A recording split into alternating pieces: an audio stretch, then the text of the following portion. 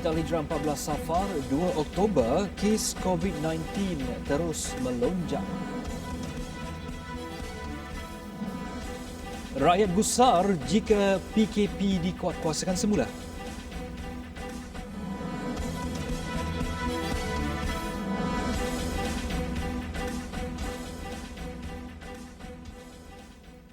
Bismillahirrahmanirrahim. Assalamualaikum warahmatullahi wabarakatuh. Berita Al-Hijrah malam ini bersama saya, Adi Akmal Shahrum.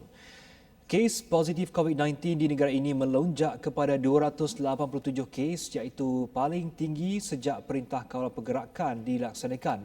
Ketua Pengarah Kesihatan Tan Sri Dr. Nur Hisham Abdullah berkata, negeri catat kes terbanyak ialah Kedah, diikuti Sabah dan Selangor. Kes baru di Kedah membabitkan 129 jangkitan, Sabah 113 kes, manakala Selangor 31 kes. Kesemua 287 kes adalah kes penularan di dalam negara. Daripada 287 kes tersebut, sebanyak 20 kes merupakan pengunjung yang pulang daripada Sabah. Ini menjadikan jumlah kes dilaporkan mempunyai sejarah perjalanan ke negeri Sabah sejak 20 September 2020 adalah sebanyak 139 kes. Sehingga kini 24 lagi kluster masih aktif membabitkan 1,540 mangsa. Dalam pada itu, 2 lagi kluster baru dikesan di Selangor melibatkan warga negara yang mempunyai sejarah perjalanan ke Sabah, iaitu kluster Sri Setia dan kluster Sri Anggrek. Tiada kematian dilaporkan hari ini dengan jumlah 136 kes kumulatif itu kekal.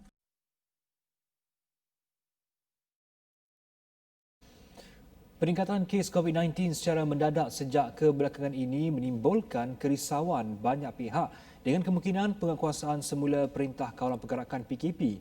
Orang ramai yang ditemui bimbang kehidupan mereka akan terjejas jika ia dilaksanakan sebagaimana yang berlaku pada PKP fasa pertama pada Mac lalu.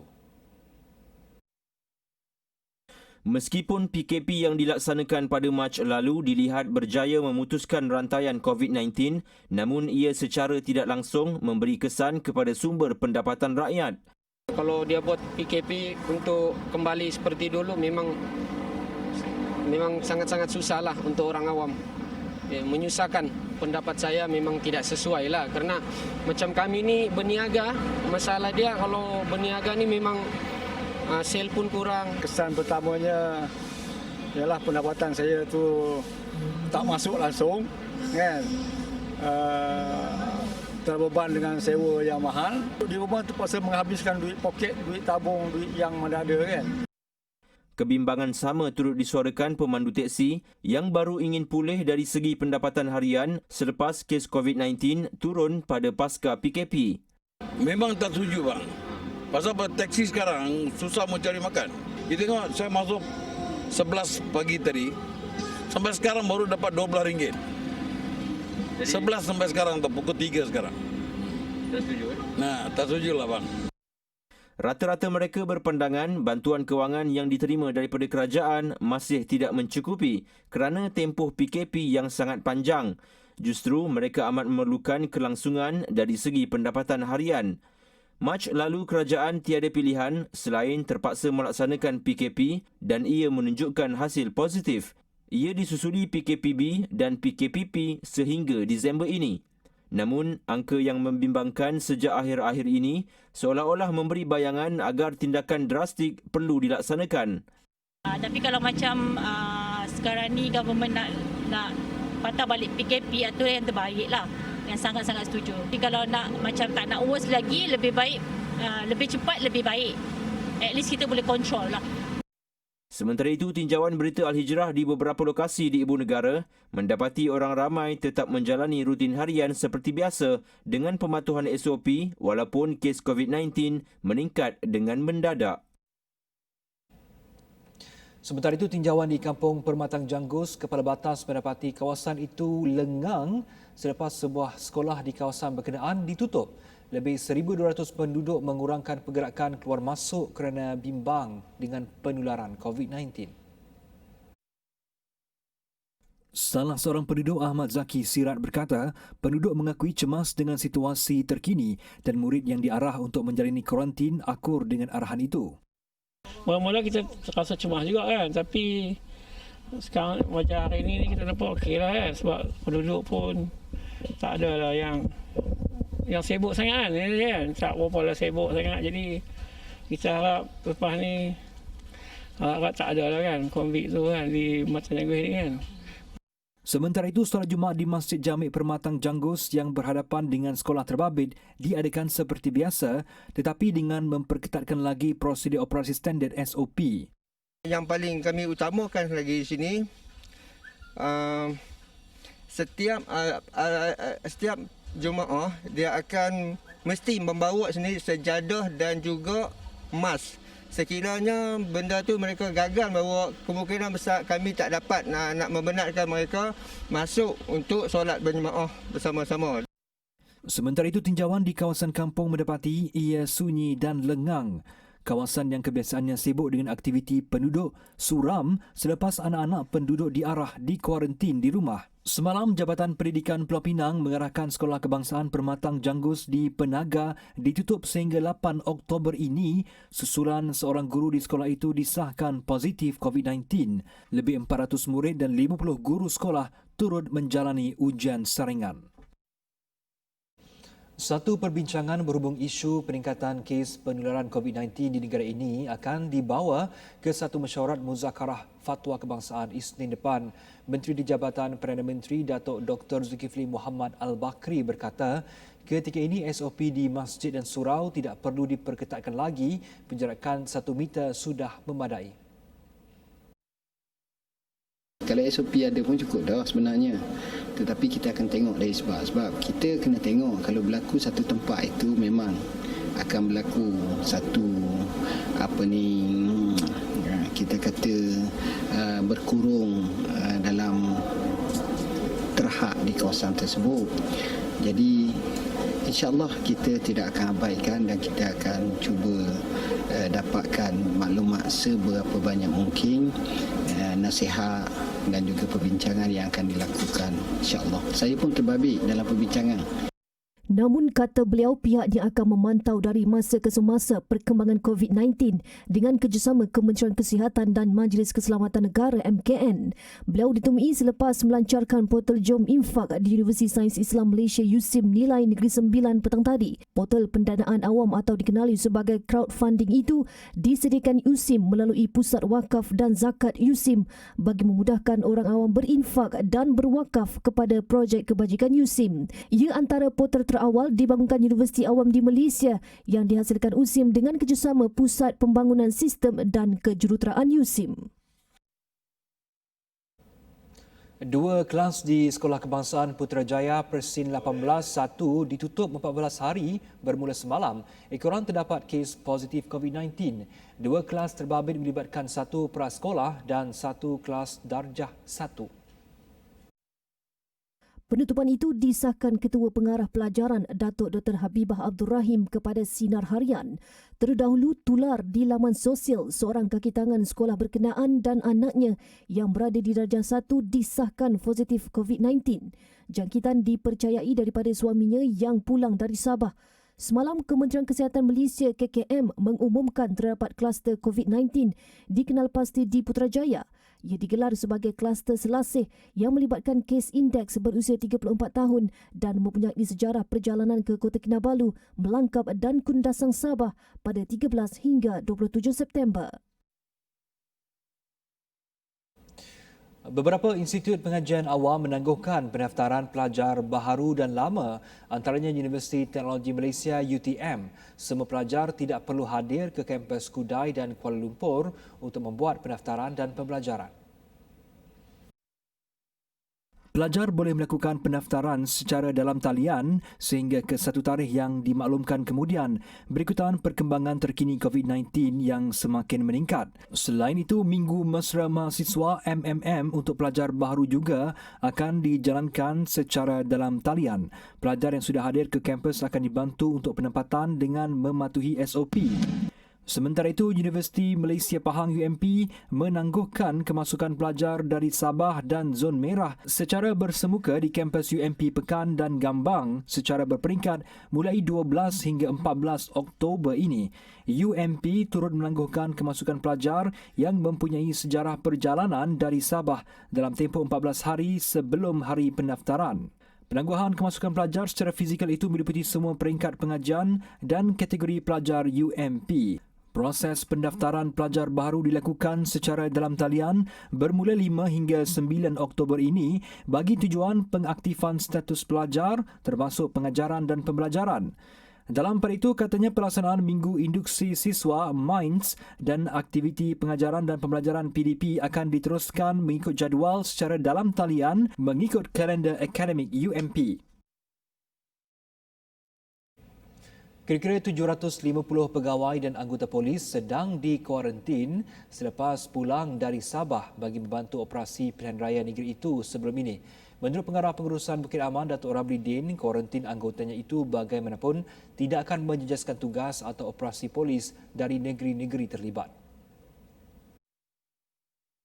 Tambah Ramli, daripada jumlah itu, 250 kaki tangan ialah dari Semenanjung yang kini ditempatkan di hotel yang diwartakan sebagai pusat kuarantin oleh Agensi Pengurusan Bencana Negara NADMA, manakala selebihnya di Sarawak. Yang terakhir sekali ialah bantuan daripada Sarawak, lebih kurang dekat 500 orang bantuan sumber manusia yang dihantar ke Sabah untuk PRN. Dan sekarang ni dia orang dah kembali dan kita telah kuarantin mereka ni dalam pusat latihan. Pusat latihan di Sarawak. So daripada Semenanjung? Di Semenanjung lebih daripada tu. Lebih daripada itu. Lalu dia orang semua dikuarantinkan juga? Dikuarantinkan juga. Di? Mana ataupun mengenai kuarantin? Di hotel. Dia orang ditempatkan di hotel. Ya. Kesemua anggota yang disaring sedang menunggu keputusan ujian saringan sebelum tindakan seterusnya diambil. Sementara itu, ditanya mengenai persediaan jika Perintah Kawalan Pergerakan PKP dikuatkuasakan semula, Datuk Ramli berkata pihaknya sentiasa bersedia dengan kemungkinan itu berdasarkan pengalaman sebelum ini. Beliau berkata demikian pada sidangan media pada sambutan Hari Inovasi PDRM 2020 di Kuantan. Turut hadir Ketua Polis Negara Tan Sri Abdul Hamid Bador. Peruntukan RM2.4 bilion di bawah program subsidi upah PSU 2.0 secara dasarnya dapat membantu syarikat-syarikat terjejas sekiranya kerajaan mengumumkan semula Perintah Kawalan Pergerakan PKP berkaitan peningkatan mendadak kes jangkitan COVID-19.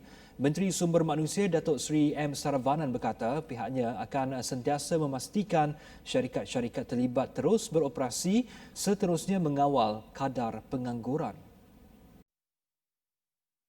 Maka dengan adanya 2.4 bilion, saya percaya sekiranya berlaku PKP, kita masih sempat membantu syarikat-syarikat terus beroperasi dari segi membayar gaji pekerja dan sebagainya. Yang penting kita kena ada kewangan yang kukuh untuk menghadapi PKP sekiranya berlaku.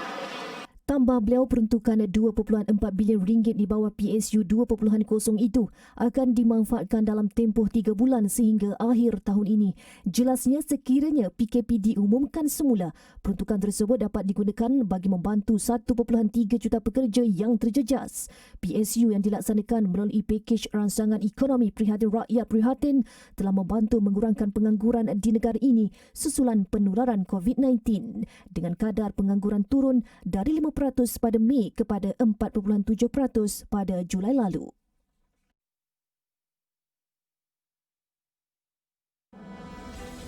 Sanggup pertaruh nyawa demi ibu.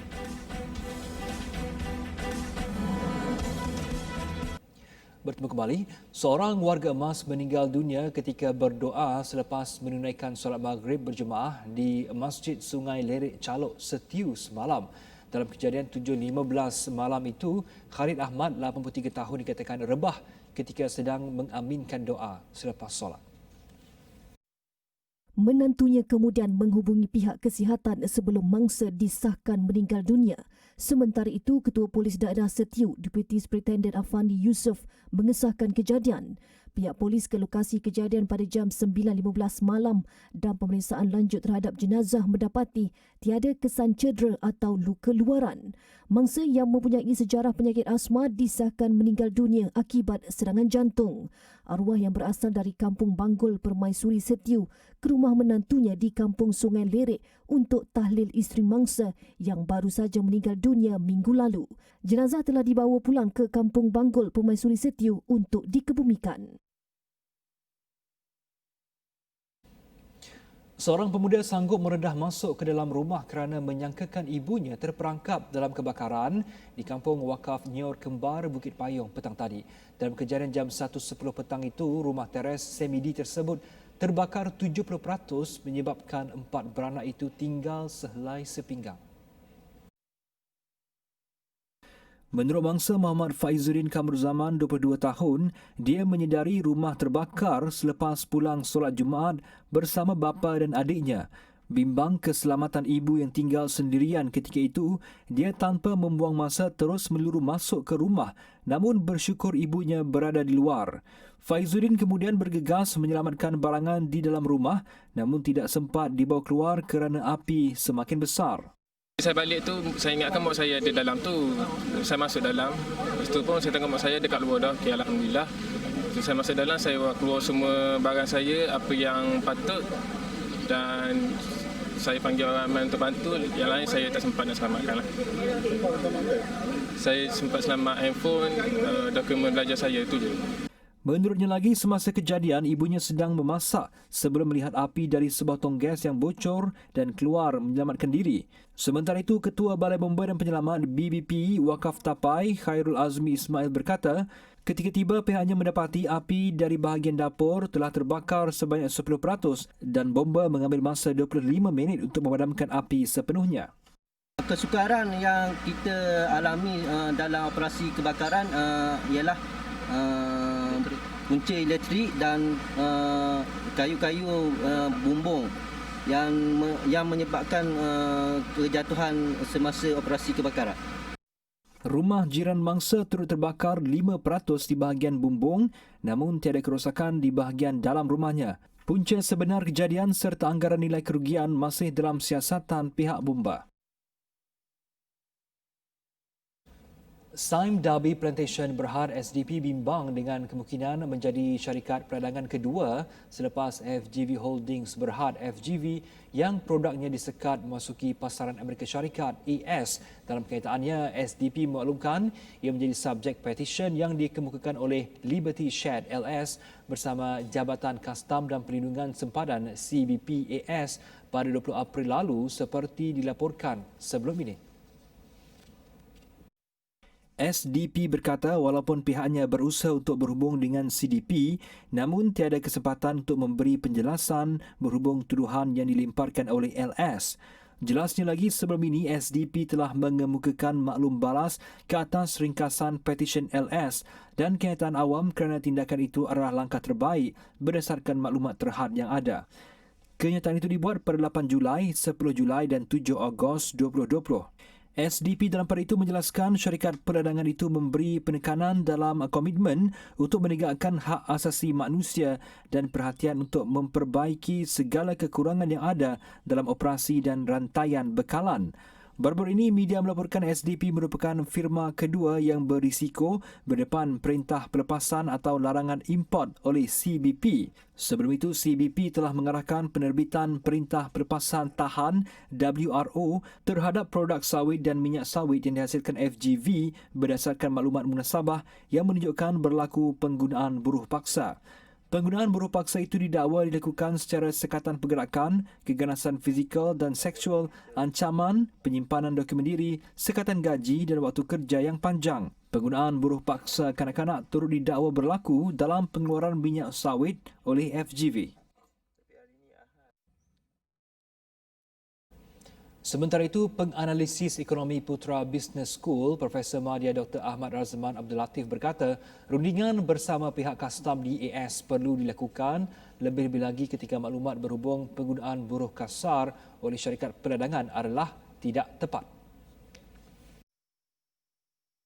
kerajaan Malaysia harus segera menangani isu ini untuk terus berkomunikasi terutama dengan pihak custom di Amerika Syarikat untuk memastikan apa yang dilaporkan ataupun yang disiasat oleh pihak di sana adalah betul-betul boleh orang kata diambil kira ataupun sebenarnya ianya berdasarkan maklumat yang tidak tepat, dan untuk itu harus perbincangan dilakukan di peringkat yang tertinggi, iaitu mungkin di peringkat menteri untuk terus segera berunding.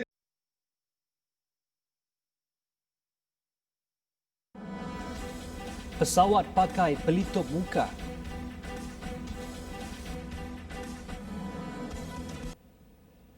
Bertemu kembali. Donald Trump dan isterinya Melania disahkan positif COVID-19. Presiden Amerika Syarikat dan pasangannya itu sebelum ini merupakan kontak rapat kepada bangsa virus maut itu yang juga pembantu peribadi Trump, Hope Hicks. Trump melalui ciapan Twitternya berkata beliau dan Melania kini melalui proses rawatan pemulihan COVID-19 selepas dikuarantin setelah Hicks disahkan positif. Kedua-dua mereka dikuarantin di White House. Sebelum ini, Hope Hicks, 31 tahun, bersama dengan Trump ke beberapa buah negeri seperti Ohio dan Minnesota untuk berkempen dalam pemilihan presiden. Ketika ini, 208,000 rakyat Amerika Syarikat maut akibat COVID-19, manakala 7.31 juta pula telah dijangkiti virus berkenaan, termasuk Trump. 5 pesawat jenis Airbus A330-900 Neo milik Garuda Indonesia dipakaikan pelitup muka sebagai tanda sokongan kepada kerajaan dalam program cegah COVID-19. Dengan tagline, "Ayo pakai masker", pesawat yang dilukis face mask di bahagian muncung kapal akan melakukan penerbangan domestik dan antarabangsa. Menurut pengarah kumpulan Garuda Indonesia Irfan Setiaputra, pihaknya mendukung usaha kerajaan negara itu untuk memberi peringatan dan kesedaran kepada rakyat tentang bahaya COVID-19 dan mencegah penyebarannya. Dan ia juga memerlukan peranan aktif pelbagai pihak dalam membantu pentadbiran Joko Widodo menangani wabak maut itu. Selain penggunaan face mask, Garuda Indonesia juga memastikan prosedur kesihatan COVID-19 dilakukan pada tahap maksima. Indonesia kini merupakan negara paling teruk terjejas di Asia Tenggara dengan jumlah kes positif COVID-19 melebihi 295,000 manakala hampir 11,000 kematian dicatatkan. 4,000 kucing, anjing dan arnab yang dibeli dalam talian sebagai haiwan peliharaan ditemui mati dalam kotak selepas tersangkut di logistik hub tengah China selama seminggu. Menurut kumpulan kebajikan haiwan, pengurus penyelamat hanya berjaya menyelamatkan 1,000 arnab, tikus Belanda, anjing dan kucing. Utopia Animal Rescue berkata ini merupakan kali pertama mereka berdepan dengan kejadian tragik itu. Ketika mereka tiba di lokasi kejadian, kotak-kotak kecil yang berbau busuk dilihat dicampak menimbuni satu sama lain. Pihak berkuasa sedang menyiasat insiden ini di mana ia menimbulkan kebimbangan terhadap ketirisan undang-undang penjualan haiwan dalam talian di China yang tidak membenarkan penghantaran haiwan peliharaan. Haiwan tersebut dihantar melalui kapal pada 16 September dan pada waktu kotak tersebut ditemui di hub 5 hari kemudian, kesemuanya hampir mati kehausan dan kelaparan kerana bekalan makanan dan minuman habis. Ketika pemandu kurier tiba di Dongjing dan melihat kandungan kotak tersebut, mereka enggan menerimanya. Lebih sedih, pemandu berkenaan meninggalkan haiwan hampir mati itu begitu saja di fasiliti berkenaan. Haiwan tersebut dipercayai dihantar dari wilayah Jiangsu dan bandar lain di Henan. Kegagalan dalam 10 jenis perniagaan yang diceburi sebelum ini tidak mematahkan semangat sepasang suami isteri dari Felda Redong Segamat untuk bangkit semula. Kali ini mereka tampil dengan produk bedak asas dari Zafisha Networking yang mendapat kelulusan Kementerian Kesihatan selain diiktiraf halal oleh JAKIM. Majlis pelancaran Zafisha Simply Foundation diadakan baru-baru ini dan serentak dengan seminar Zafisha The New Conqueror oleh Sifu Jamal Sifubad untuk ejen berdaftar. Ia turut memperkenalkan Datin Alia sebagai duta rasminya.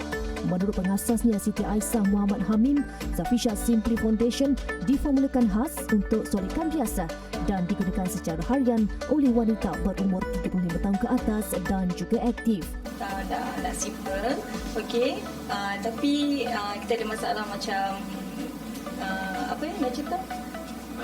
Nak cepat dan nak simple, okey. So bila kita dah ada satu produk yang membantu wanita di luar sana, so automatic basically-nya, okey, wanita-wanita pun okey, dia boleh membantu menyelesaikan, kita lebih bersemangat, okey, untuk bekerja, okey, dan lebih nak untuk pergi ke hadapan, okey, supaya dengan penampilan yang ringkas tu dan mereka lebih selesa lah. Selain itu, ia juga merupakan benda asas yang membantu mengurangkan jeragat dengan penggunaan kerap. Zafisha Networking dalam masa sama membuka peluang kepada suri rumah atau mereka yang ingin menjana pendapatan tambahan untuk menjadi ejen. Ejen pendaftar akan diberikan latihan secara atas talian, sokongan pemasaran, komisen yang tinggi dan lebih menarik, tidak memerlukan modal. Untuk maklumat lanjut, layari laman sesawang HQ Zafisha atau hubungi nombor tertera.